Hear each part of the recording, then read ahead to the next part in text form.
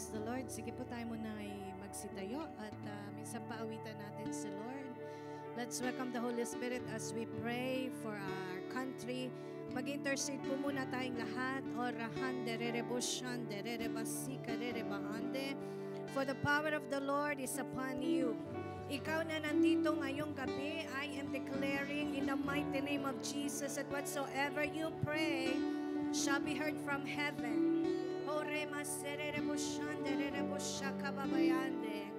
Awitan natin ang Lord. Hallelujah. There's nothing worth more. There's nothing worth more that will ever come close. Nothing can compare. You are our living hope. Your presence, Lord. Your presence, Lord.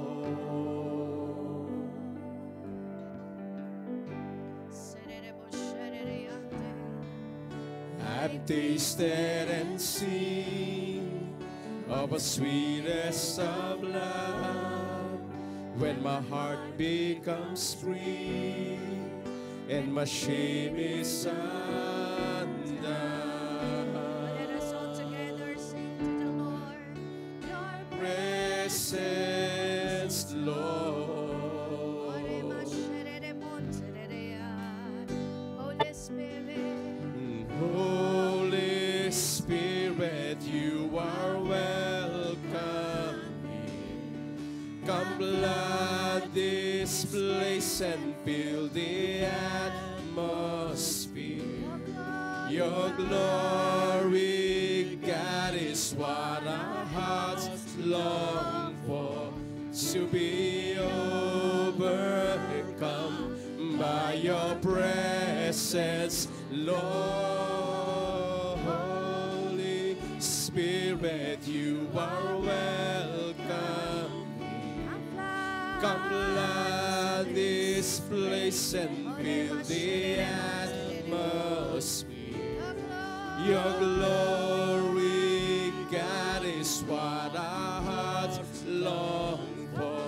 To be overcome by your presence, Lord. Holy Spirit, you are welcome. Come flood this place and fill the atmosphere.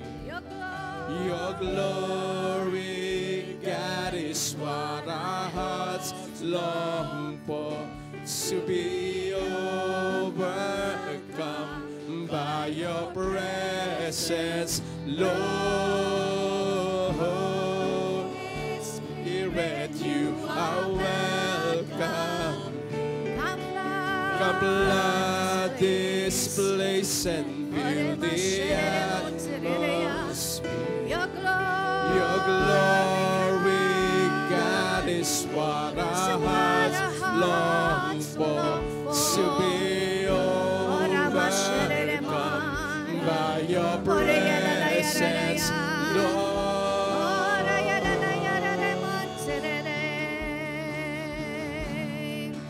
Your presence, Lord. Shall we intercede? Sige po, ipanalangin natin, hallelujah, ang ating bansang Pilipinas sa kababashikaderiande. Nire-rebuke natin lahat ng gawa ng bagyo, lahat ng gawa ng mga baha, anuman ang mga pinagdaraan ng mga kalamidad. We speak of life in the mighty name of Jesus. Come on, exert open your lips. Let the power of the Holy Spirit energize your inner spirit, that you may be able to declare good things in our country, in our family. Lipa kamarabashika babaya. Rababababababa shanderemon sararabalalalayararahanderebo. Oramamamamasa baba. Sererebo shareremanse. Marababasa karerehande labrema. Kung alam mo yung inyong lugar, You mention your place right now. We speak of the grace of God. Nothing shall harm your family in Jesus' mighty name. Nothing shall be destroyed in the mighty name of Jesus. We forbid destruction.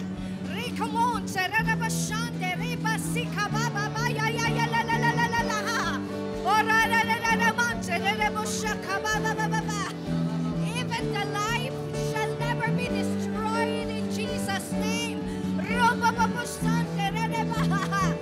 We cancel every curse.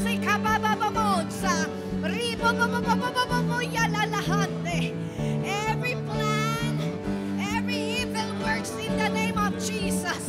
We come against you, devil. We rebuke you. We command you to stop your activity right now. From Luzon, Visayas, and Mindanao. Oh, we bless our country. We speak of the power of God tonight. We speak of the warring angels to be sent forth right now. Come on, use your authority and power.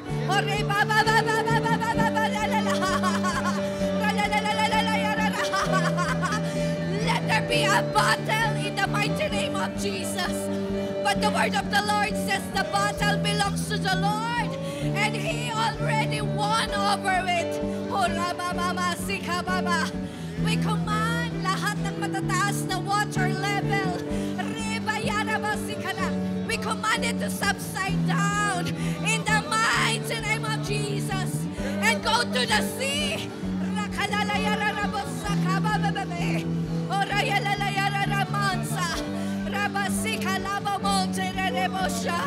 We command peace.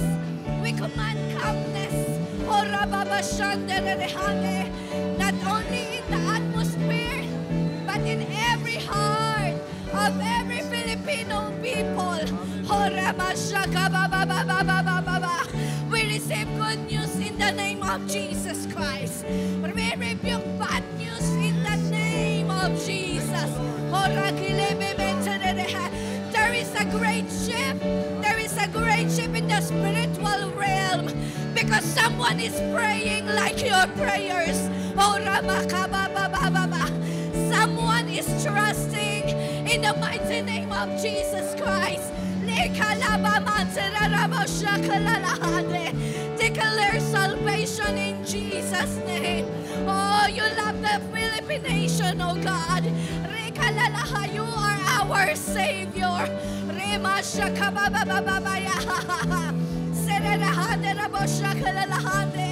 The nation of the Philippines is a nation that is serving the true and living God.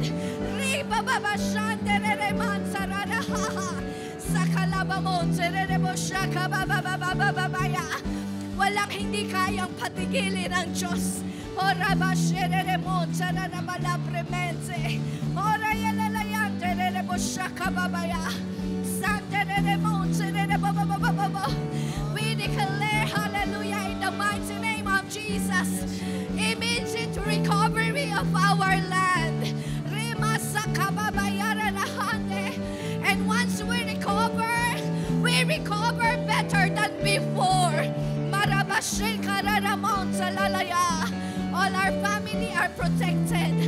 No sickness and diseases can come unto you. No tragic can come near you. The Lord is our protector.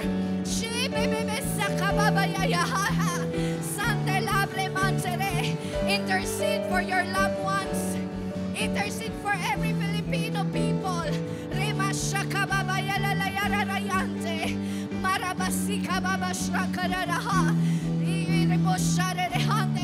We destroy the works ng bagyong Karina sa pangalan ng Panginoong Hesukristo.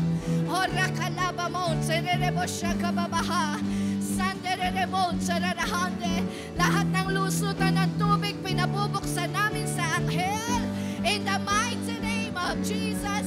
And never again napapasok sa mga tahanan. Rama Shaka Baba Baba Basikala. Ramaman Serelehane. The Holy Spirit is mightier than the water. Rakaba Shaka Lava Monza. The Holy Spirit is mightier than any wind. And your prayer works. Your declaration works in the mighty name of Jesus. For He is alive and He is listening to our cry. We bless the province of Bulacan. We intercede sa lahat po ng mga churches sa Bulacan, sa mga bahay ng aming mga pastor, o sa aming pong Central Church, where your people are gathering to praise you.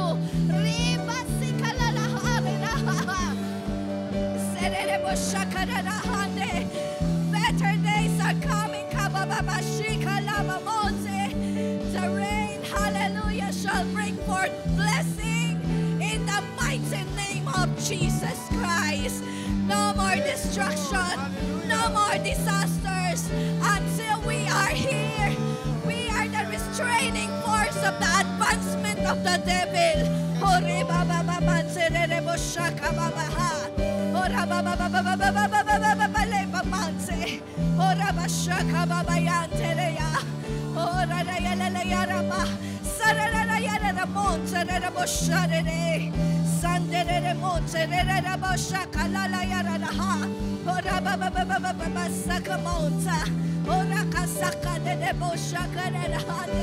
The Lord is the God of our nation, and His name is Yahweh.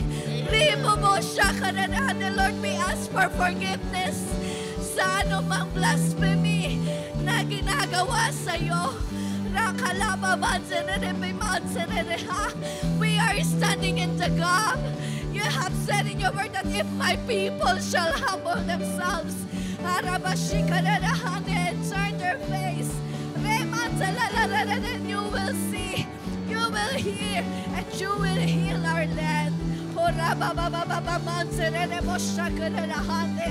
The land is greenery for Jesus Christ.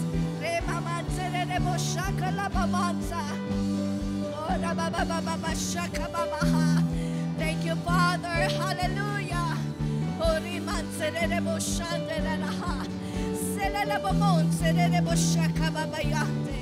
Oh, greater is He who is in you than he who is in this world.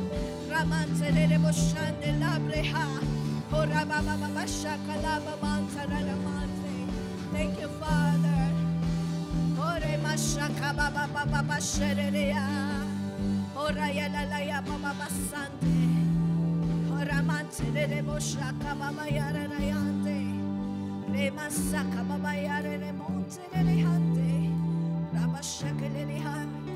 Shall we pray in tongues?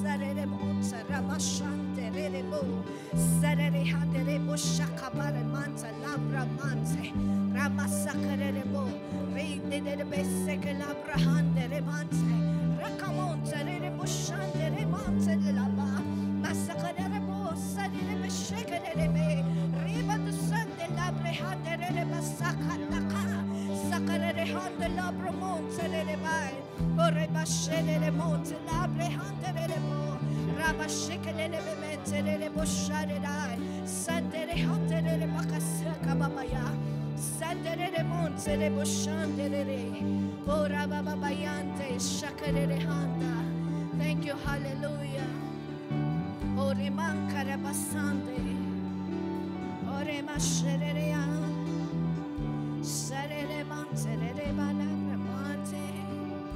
Thank you, Father.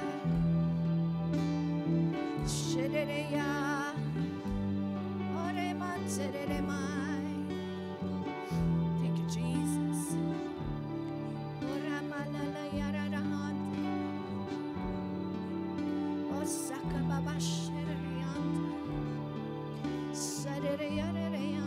Thank you, Father. Hallelujah. Shall we pray?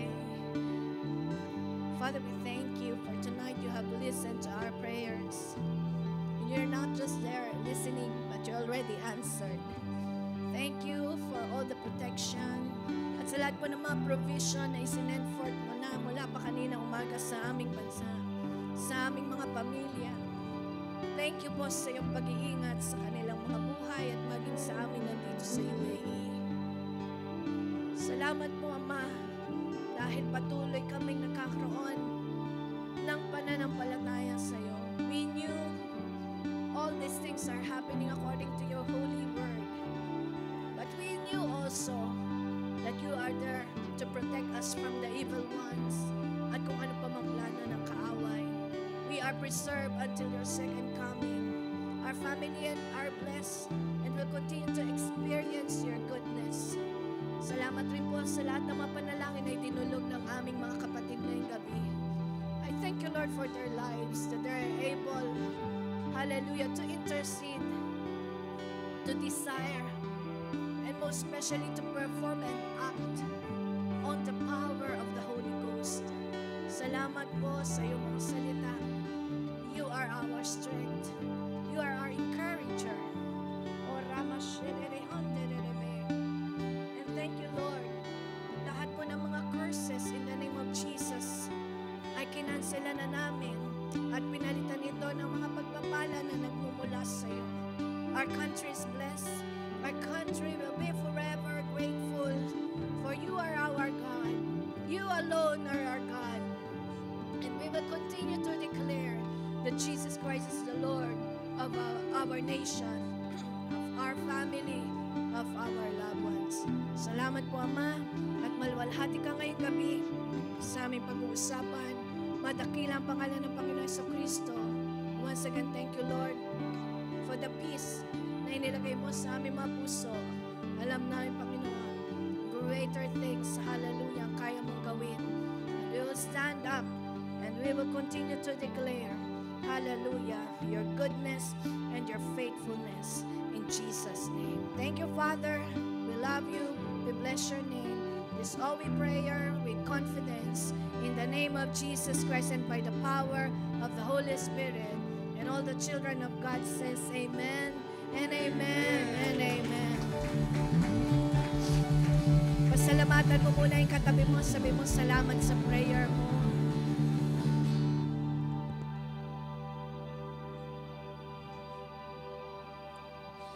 Amen. God is good. Amen. God is good. And all the time. Praise be to God. Salamat po sa Panginoon dahil napakabuti ng ating Diyos. Talagang makikita nyo sa Facebook na pati nga yung mga dati pang bagyo biglang lumalabas. Kasi may nakita ko doon binaha yung Lucena East. Sabi ko, saan to? Di ba sa atin yan? Nung May pa pala yun. Ngayon ko lang nabalitaan. But praise and glory to God. Sabi mo sa katabi mo, protected ng Lord. Ang family natin. Ang ating mga mahal sa buhay. Amen. At alam niyo po yan yung power ng Holy Spirit sa buhay mo. Sabi mo sa katabi mo, you have the power. Kahit na walang nakakakita ng iyong mga panalangin, pero dinulog mo yan ng may pananampalataya, nakipag-usap ka sa Diyos, in-acknowledge mo ang kapangyarihan ng Holy Spirit sa buhay mo, there is power. Sabihin natin, I receive the power of the Holy Spirit. Kaya po ngayong gabi, ang pag-uusapan natin ay Holy Spirit power. So dito po, binigyan lang ako ng Lord ng 5 power description ng Holy Spirit sa buhay ng isang Kristiyano. Amen? Ang sabi po ng Acts 1:8, it's a very famous verse. But you shall receive power after that the Holy Ghost is come upon you, and you shall be witnesses unto me, both in Jerusalem and in all Judea and in Samaria, and unto the uttermost part of the earth. At bago po ito sabihin, sino ang sumulat ng libro ng Acts? See? Okay, assignment niyo. Ang dami ko pinapa-assignment sa inyo. Sinasagutan niyo ba? Dapat pala sasagutin natin yung mga assignment natin. Sino po, may nakakaalam, sino sumulat sa libro ng Acts? Si Apostle Luke. Okay. Hindi na assignment. Ayan. So yung bago yan, pag tinignan niyo po ang Luke 24:49, look on this. Luke 24:49. Gusto ko yung gantong boses, medyo husky. Pero may plema lang pala. Okay, Luke 24 verse 49. Ang sabi po ng verse, prior to this time, the Lord Jesus had told His disciple to wait in the city of Jerusalem until they were endued with power from on high. Okay, dito sa verse na ito sa NIV, ang sabi doon, I am going to send you what my Father has promised. Sabi mo sa katabi mo, may pangakong parating. Sa kabila, may pangakong dumating. Ano mas excited yung dumating? Amen? But, may gagawin tayo. Ang sabi niya ni Jesus, stay in the city until you have been clothed with the power from on high. Amen. Ito po pala ay kalooban ng Diyos sa atin dahil ang pangako ay sa'yo at sa akin. Ang pangako ng Panginoon na galing sa kanyang Ama ay pinadala ng Panginoong Jesus. At ang sabi niya, kailangan mong hintayin hanggang, sino dito yung naghihintay? Mapasensya kang naghihintay. Patiently waiting. Until inumaga, ginabi, inumaga na uli. Amen, naghihintay. Tanay mo katabi mo, may hinintay ka ba? Naghintay ka na ba? Mabilis kang naiinip. Asan ang andun yung blessing sa pagano, yung patience sa paghintay. But stay in the city until you have been clothed with the power from on high. Alam niyo pong kalooban ng Diyos ito sa lahat ng tao. Na tayo ay mapuspos ng banal na santong spirito. Hindi lang ito sa mga nagpipreach o kung sino man. Marami po ngayon nagpipreach ng walang Holy Spirit sa kanilang buhay. Sa Pilipinas nga, sa jeep meron namimigay ng sobre. Sabi ko, sinong pastor nyo? Hindi siya makasagot. Kasi sabi ko, ako, nagpapastor din ako, pero we choose to give. Okay? We choose to share the Word of God. Pero siguro kailangan na, panahon na po, pina-explain ko sa kanila, panahon na po para palitan yung lumang tradisyon o traditional way of sharing the gospel. Na mag-share ka nga, but at the end, you are collecting something from the people. Ngayon, sabihin mo sa katabi mo, babaguhin natin. Pag nag-share ka, ano gagawin mo? Mamimigay ka rin. Amen. Amen? Amen po ba? Pwede ba nating baguhin yung mga nakasanayan nila? Ngayon, ang tawag ay mga modus operandi na daw yon. Pero sa isang tunay na Kristiyano, katulad mo, sabi mo sa katabi mo, sa isang tunay na Kristiyano, katulad mo, pag nag-share ka, namimigay ka. Amen. Because the heart of the Father is already imparted to us, and the Father, remember this, He is not a taker, He is a giver. Amen. Praise God. Kaya tayo ngayon, sabi ng salita ng Diyos, para magawa mo yan, maghintay ka, may ibinigay ang Diyos sa'yo. O sino nagbigay? Si Lord. Ang ibinigay niya sa'yo ay kapangyarihan mula sa kataas-taasan. It's the power from on high. And on the day of Pentecost, when the Holy Spirit came upon them, kaya may tinatawag na Pentecost Day, yung Pentecostal Day, yun yung yung araw na, yun nga, sabi ng Panginoon, maghintay muna kayo until you receive the power of the Most High. Naghintay po ang mga disciple. Sabi mo sa katabi mo, masunurin. Parang ikaw. Huh? Parang ikaw, di ba? Tayo po, naghihintay. At anong nangyari sa kanilang paghihintay? On that day, the Holy Ghost came upon them. Amen. Katulad natin, matagal na nating hinintayan. Praise and glory to God. We are filled with the Holy Spirit. And alam niyo po kung ano ang bumalot sa kanila? They are endued or they are clothed with the supernatural power to teach and to preach the Word of God. Sabihin natin, power. Kaya po ngayon, pag-aaralan natin the 5 powers of the Holy Spirit in your life. Number 1 is the power to preach. Power to preach doesn't mean that you need a microphone and a speaker. Kasi yan yung nagiging natin doon sa, may nagpipreach. Bakit? May naka-mic, tsaka may hila-hilang speaker. Tapos sa kabilang kanto, may nalibot na ano yun, yung parang sa, yung ganyan, yung, yung bag, may offering bag. Again, sabihin natin, iba na tayo. Hindi tayo nanghihingi. Namimigay tayo. Parang ayaw nyo. Ano ba gusto nyo? Kayo yung binibigyan o kayo yung namimigay? Ang sabi ng Bible, more blessed, it is more blessed to? Tinawa. So yung sa katabi mo, more blessed ka pala. Saan tayo mamaya?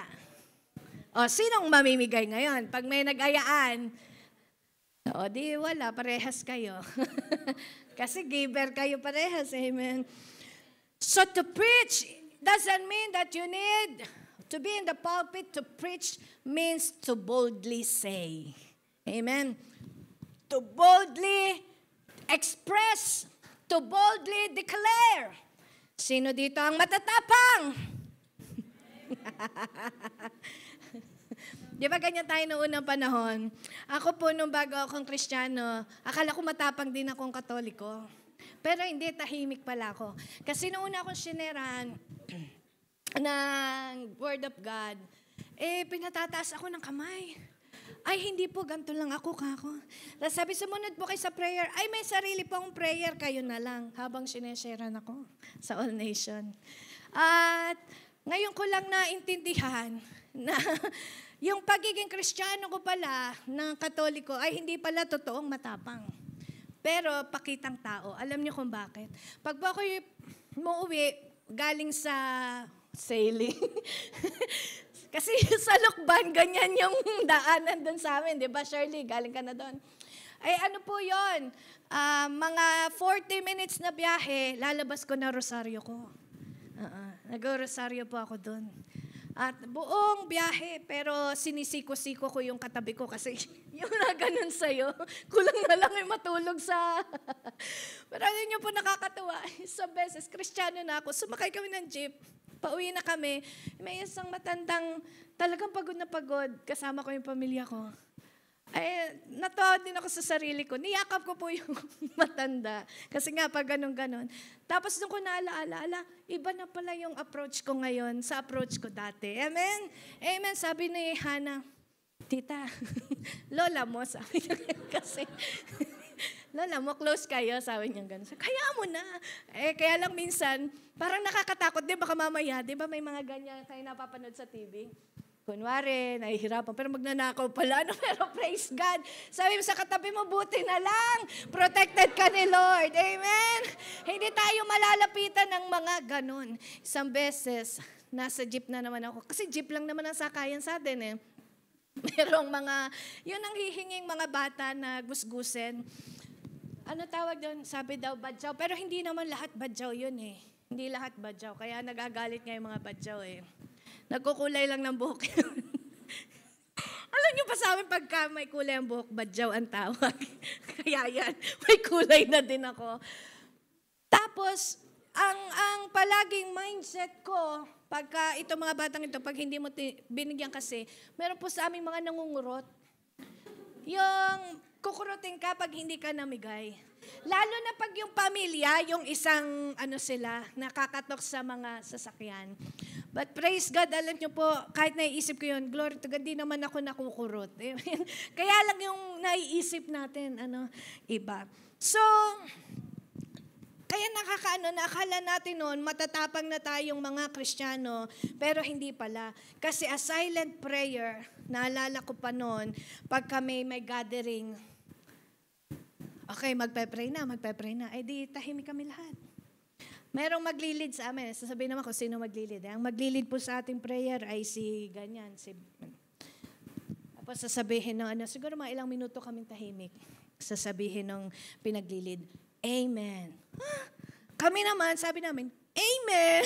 Na hindi namin alam kung ano yung pinanalangin niya. So marami pala tayong mga ways na akala natin, matapang na tayong mga Kristiyano, tama yung ginagawa natin. Pero hindi pala. Praise God, tinuwid tayo ng Diyos. Amen? Hindi natin alam kung anong inaagrihan natin sa mga ganon. Pero bakit ba ang ibinigay ng Panginoong Jesucristo is the power to preach? Because He knows that the devil will silent us to declare His name. Alam niyo po ang ilalagay. Umamin po tayo. Matapang na ba tayong mag-share about Jesus? O minsan tinatansyan niyo pa rin yung mga taong, teka. Alam mo yun, mga nagmamadali. Teka muna, baka hindi ma-reject tayo. O kaya, alam mo yun, nakaupo na sa metro, magkatabi kayo. Lalo na sa aeroplano. It's your chance. Pero sabi parang, Lord, baka kasi baka, alam mo yun, hindi ka, basta ganun, parang mayroong kang nararamdaman sa kaloob-looban. Pero alam niyo po, yung pala, ang naglalagay lang sa atin ay walang iba kundi yung takot. Amen. Fear make us freeze. So yung takot na inilalagay ni Satan na i-share mo si Jesus, yan po ang ibinigay ng Diyos sa'yo is that power to preach and to declare about Jesus. Kaya naman ngayon, dinan mo, sino nag-share sa family mo? Huwag mo nang hintayin na, Lord, magpadala ka po ng pastor, tsaka nung kapatira namin. Sabi mo sa katabi mo, ikaw yun. Naalala ko, Sister Jessica. Grabe talaga yung panalangin niya dun sa kanyang brother-in-law na yun nga, tumanggap kay Jesus, ganyan. Alam niyo, ang ganda ng ginawa ng Diyos. Sa buhay niya, hindi ko sinabing ginawa ng Diyos yung ganong calamity. Di ba nagkabagyo dito? Na-stranded yung kanyang brother-in-law. At kinontak siya. Nakita niya may nakapost na nandito siya sa Dubai. Immediately, minessage niya. Ang tawag mo doon? At Manong, sabi niya ganyan. Andito ako sa Dubai, magkita tayo. And immediately, nagkita sila. Sinama kami. At alam niyo po, yung pinananalangin niya na gusto niyang makatanggap ang kanyang brother-in-law, nangyari. Amen. Sabi niya, kasi po ang prayer ko pag nandun na sa barko, merong mga mag-share sa kanya. Yun pala ang nangyari. Ginawa ng Lord, inalaw niya ma-stranded dito para siya pala ang mag-share, amen, ng gospel ng Diyos sa ating mga loved ones. Amen. Parang ikaw yan. Amen. Huwag ka nang maghihintay na mga taong pupunta. Ikaw na talaga yon. Hallelujah. So yung fear po ay binigyan tayo ni Lord ng Holy Spirit ng power to preach. Kaya pagka basahin nyo na lang sa bahay, yung sa Acts 3 hanggang 4, ito'y si Peter and John. Meron silang pinagaling, di ba?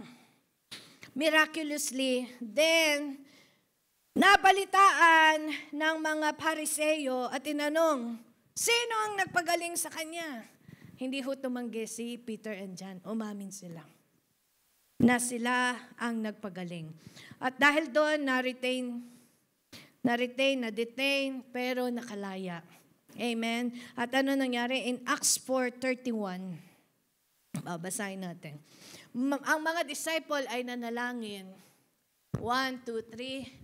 After After they they prayed, prayed, the place where they were meeting was shaken, and they were all filled with the Holy Spirit and spoke the word of God boldly. Amen. Kaya po tayo na nagsasama-sama palagi sa ganitong gawain. Every time we pray, we're always filled with the Holy Spirit. At paglabas mo, grabe, parang naghahanap ka na ng gusto mong masyaran. Amen? Amen po ba? Tingnan mo yung katabi mo, ikaw na ikaw yon.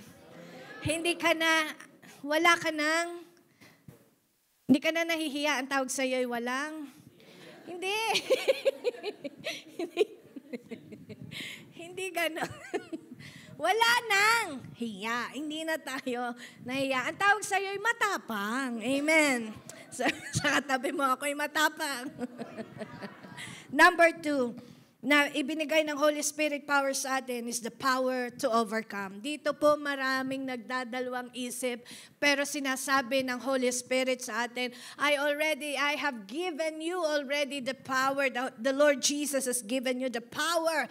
And that power is to overcome. Anong ibig sabihin ng overcome? Kapag dumating, nilampasan, overcome. Ang overcome po, isa sa gusto kong definition ng overcomer is walking in constant victory. Amen. No defeat at all. Pwede ba yun? Pwede. Sa buhay Kristiyano, no defeat at all na. Sa buhay Kristiyano, our life is, sabi nila, minsan ups and down. Ako hindi. Kasi pag sinabi mong may down ka pa rin, ibig sabihin, naniniwala kang pinababayaan ka pa rin ng Diyos.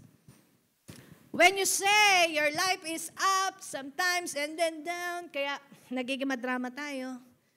Amen? Pero pagka pinaniniwalaan mo, pinananampalatayan mo, my life are filled with victory.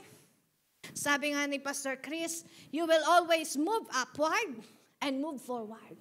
No more backward. Wala nang, wala nang pagbagsak. Amen? No more downfall. Wala na sa'yo. Hindi. Pag tiningnan mo ang Diyos ng tagumpay ay nagplano ng buhay mo, sa tingin mo paplanuhin niya yung may kabiguan ka. Hindi po. Hindi na niya pilinano ng Diyos sa'yo yan. Sabi mo, victorious ka na. Ibig sabihin, paano po, bakit may dinadaanan akong challenges? Kasi nga, para may ma-overcome ka. Paano mo masapatunayan na ginawa ka, may kapangyarihan ka to overcome kung wala kang dadaan ng challenges? Hindi ka overcomer. Sabi sa katabi mo, overcomer tayo. Kaya pag may challenges, yes Lord, thank you. Hakbangan mo lang, tapakan mo lang, lampasan mo lang. Amen. Bakit? Ang Diyos, ginawa ka ng matagumpay. Amen. There is no more ups and down. Dati, dialogue ko rin po yan. Pero sabi ng Lord, change your language. Alam niyo po, ang Kristiyano, pagka nababago, isa sa unang nababago, yung kanyang pananalita. Sabihin natin, I change my language. I change my mindset. Diba? Palagi sa isip nagsisimula yan. Nakatingin ka sa salamin. Sabi mo, ang pangit-pangit mo. Tapos nagpakilay ka. Yung mga kilay na nawawala. Pagka wala na yung isa. Sabi sa katabi mo, kahit wala kang kilay. Amen. Ang mahalaga yung ating kalooban. Kasi nga minsan, mas napapaganda natin yung panlabas, pero yung kalooban na bubulok, hindi rin ho tayo tunay, hindi rin yung tunay na kagandahan. Mabuti nang, amen, mabuti nang kahit yung panlabas natin, maitim, pero maputi yung kalooban. Amen. Darating ang panahon puputi ka din. Kasi mag-manifest yung nasa loob, lalabas yan. Kaya nga nakikita mo yung glory ng Diyos. At sino ba ang may sabi na maganda ang maputi? Ha? Sinong may sabi na ang naging standard, di ba, sabi ng Holy Spirit Encounter, sinong may sabi na ang standard ng magandang buhok ay tuwid na tuwid at kumikinang. Kaya naman, yung mga shampoo, pagka ibinalita, nabibili. Pero na nag-shampoo ka, sa halip na tumuwid, lalong nasunog, nakulot. Kasi nga, standard lang ng mundo yun. Amen. Sabi mo sa katabi mo, you are beautiful. Kita mo ka. Pag sinabing beyond description, hindi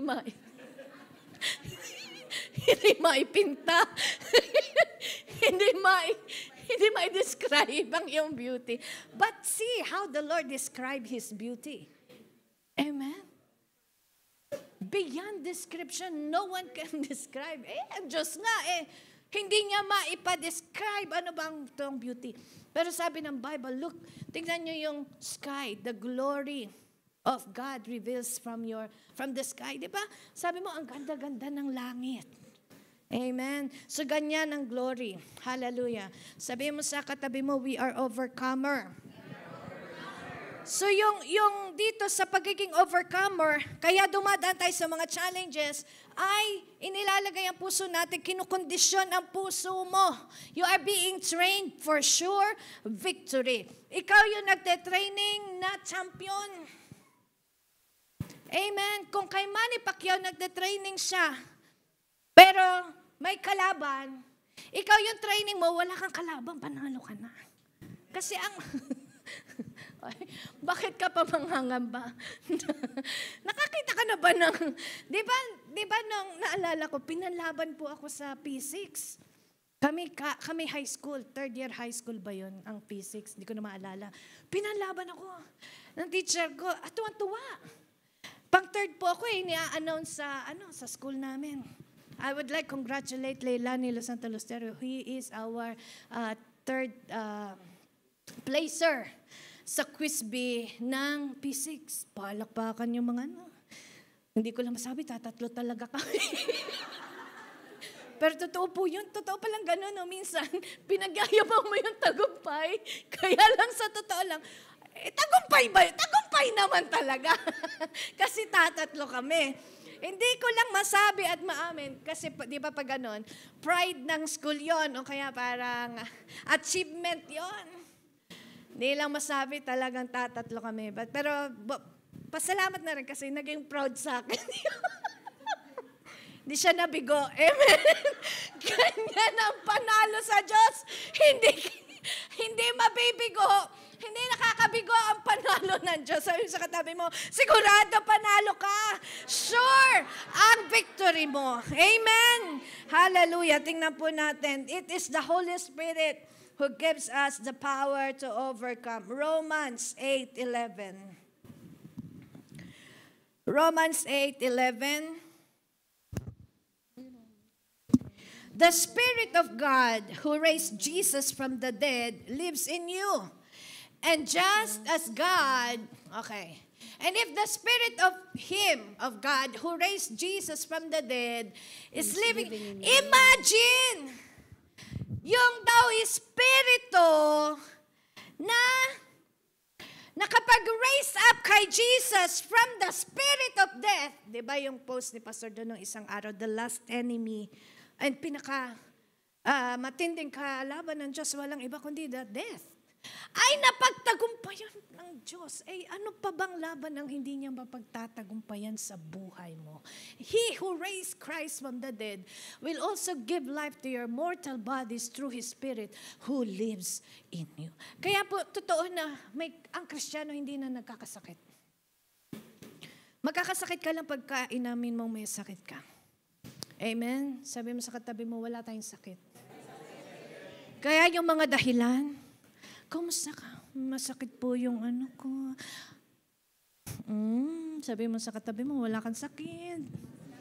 Minsan lalo ka nagkakasakit kasi yun ang sinasabi mo. Amen? At tayo po, the Holy Spirit come to live in us. And when we become Christian, remember this, when we become Christian, it doesn't mean that we come better than others. Hindi po. Hindi ibig sabihin na tayo maging Kristiyano na nananahan ang banal na Espiritu sa atin ay much better ka na sa iba. Hindi! You are better than who you are before. Amen. Hindi ho basehan ang pagiging Kristiyano na ikumpara mo ang buhay mo. Ay, dati, parehas kami ni parehas kami lasinggero dati. Ngayon, siya na lang ang lasinggero, ako hindi. Hindi ho yun ang basehan ng pagiging Kristiyano. Tingnan mo, dati lasinggo talaga ako, pero ngayon, pero ngayon, uhaw na uhaw ako palagi sa salita ng Diyos. Amen? So that doesn't mean that our lives become better than our friend. Hindi po. Your life now is better than who you are before. Actually, it's not better kasi you are a new creation. Amen?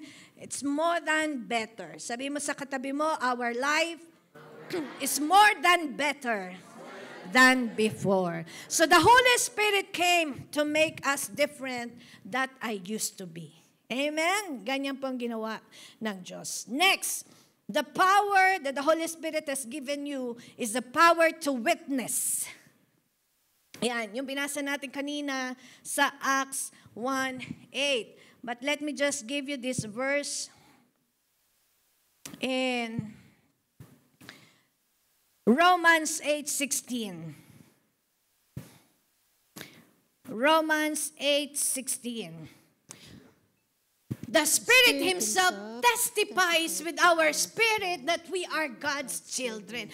Ibig sabihin, yung Holy Spirit, siya mismo nagsasabi sa'yo, sino dito nakaranas na may nasaksihan ka? Tapos sabi mo, kailangan maging witness ako nito. Huwag namang masasama. Pwede namang, bakit ganyan yung mga tingin niyo sa akin? Pwede ka namang maging witness ng dalawang nagmahalan. Amen? Parang kailangan palaging may issue. Amen? Pwede tayong maging witness ng dalawang nagmahalan na hanggang sa huli ay nagmahalan sila. Yung mga magulang natin na tumagal ng more than 50 years ng kasal. Witness ka. At kapag ganun, di ba, gustong-gusto mong ipamalita, gustong-gusto mong gawing example, at kung sa korte talaga, ang witness, ang ibig sabihin, ikaw ang magpapatibay. Amen? Patutunayan mo na yung nangyari ay totoo. And yan ang pagiging Kristiyano. Pinatutunayan natin. Amen? Ang kagandahan lang, yung Holy Spirit na nasa sa atin, siya din yung nagte-testify. Ikaw talaga'y anak ng Diyos. Hindi lang yung katabi mo na pag sabi mo sa katabi mo, anak ka ni Lord. Ikaw nga, hindi ka maniwala minsan eh. Kasi ikaw yun. But the Holy Spirit, amen, testifies with our spirit that we are God's children. Ay, bakit ba minsan ang hirap nating ma-convince? Amen? Sabi mo sa katabi mo, we are sons and daughters of God. Therefore, the Spirit in us is no other than but the Spirit from the Lord. Amen? Letter E is the power to execute. Ito po maganda. Doon sa Isaiah 11 verse 2, diba? Sabi doon, and the power to execute. Okay, in witnessing pala, meaning you will become an effective witness. Ang pag binasa niyo po yung Acts 1:8, first you will wait, second you will receive, anong kasunod? Third, you will witness. Kaya, ang kompletong cycle, ang completeness ng pagiging Kristiyano ay nasa witnessing, nasa pag-share. Nagiging patunay ka. Yung buhay mo mismo ay effective na patotoo. Amen? Na may Diyos na nagbago ng buhay, may Diyos na nagmamahal sa atin. And yung letter E is to execute. Okay, sabihin natin, execute. Means to perform. Amen? Yung execution. Diba sa isang plano, hindi ko sa mga naggagawa ng building, Hindi ko sino yung nag-drawing, siya din ang maghahalo ng semento. Tama ba? O, ako na lahat. Siya yung, siya yung engineer, siya architect, siya yung, basta lahat. Pati siya yung kliyente, siya consultant, siya contractor, siya na lahat. Hindi yun. Merong nag-e-execute. Amen? And that power to execute ay ipinagkatiwala din ng Diyos sa atin. Meaning, you are performing on God's behalf. Okay, ganito yun. Nung magsalita ang God the Father, yung word na lumabas ay si Jesus. Tama ba?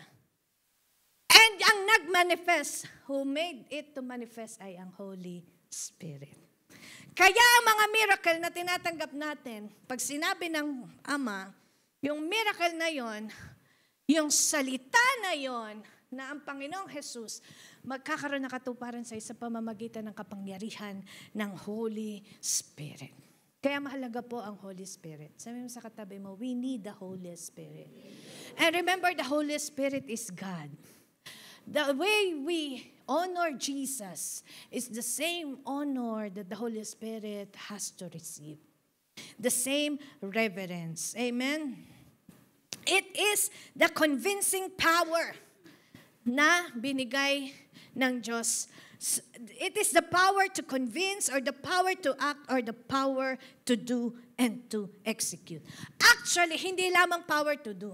Alam niyo po yung idea, galing din sa Diyos yan. Binibigyan ka ng idea ng Diyos, tapos yung idea na yon ine-execute mo. Pero minsan, sabi nga ni Bishop Oriel, mayroong pagkakaiba yung God's idea at saka man's idea. Kasi sa idea, pag may idea ka, may ma-execute ka. Pero kung walang idea, nga sabi nung iba. Huwag ka nang umanga, okay? Ano ba? Halimbawa, ano ba yung pagkakaiba ng God's idea? Yung God's idea, giving is what? Man's idea or God's idea? Ang pagbibigay. Giving is God's idea. Actually, yung pagka sinabi nga minsan, wag na tayong magbigay. That is not from God. That is man's idea. Amen. Ano pa? Halimbawa, prayer. Prayer ba ay man's idea? Hindi. Ang author ng prayer, walang iba kundi ang Diyos. Sinabi niya, ganito tayo, mag-uusap, mananalangin ka. Amen. Sabi mo sa katabi mo, we have to pray. That is not man's idea. That is God's idea. Pagka ayaw mong mag-pray, then that is what? Man's idea. Yan, may mga idea na inilalagay ang kaaway sa atin. Yung mahalin mo ang Diyos ng lalo at higit sa lahat ng bagay. Man's idea or God's idea? God's idea. Ang Diyos ang nagbigay sa atin yan. Hindi mo yan naisip. Amen? Yung iba nagmamalaki pa. Oh Lord, ako lang nakaisip niyan. Hindi galing sa Diyos yan. It's God's idea to love Him with all our heart, to serve Him. Pero pagka kalahati lang, sabi mo, hindi, kalahati lang dapat ang pag-ibig sa Diyos. O kaya sabi mo, hindi, pag nagmahal ako, ano yun? Binibigay ko lahat, wala nga natitira sa akin. Mali din yun, that's not God's idea. Why? The idea of God to love is love your neighbor as you love yourself. Amen. Kaya hindi mo totoo yung mga dialogue natin noon na pag nagmahal kayo, wala nang natitira sa'yo. So sa katabi mo, idea mo yun. Amen. But God's idea is to love others as you love yourself. Amen. And last na natin is power to recover and to release. Okay. Recover and release. Ano ang pagkakaiba ng recover and release? Spelling. Okay, pag recover, dating sa'yo, nakuha mo uli. Pag release, binigay sa'yo, inire-release mo. Or, pag-aari mo, inire-release mo. Kaya sabi na Luke 4:18 and 19, you have been empowered. Sabi sa katabi mo, you have the power to recover and to release. Luke 4:18 and 19, kahit walang PowerPoint. Ano yun? The Spirit of the Lord is upon me because He has anointed me to preach to the poor.